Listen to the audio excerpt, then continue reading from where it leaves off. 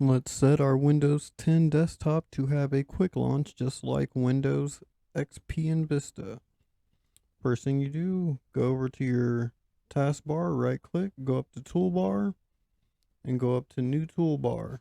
Once you go up to the new toolbar, you will type in percentage app data percentage sign backslash Microsoft backslash Internet Explorer backslash quick launch.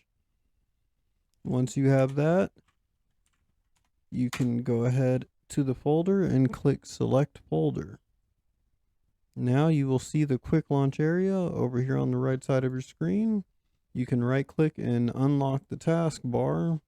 Move that over here, and now you can see all of your windows. I'm going to shift that one over.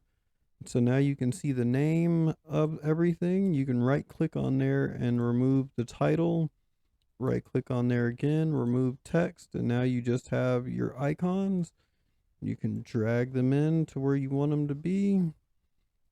Let's see. So drag whatever it is you want in there. If you want it to be in normal size, you'll have to have your windows activated, and you can use the use small taskbar buttons. And you'll be able to make that lower itself down to its normal size.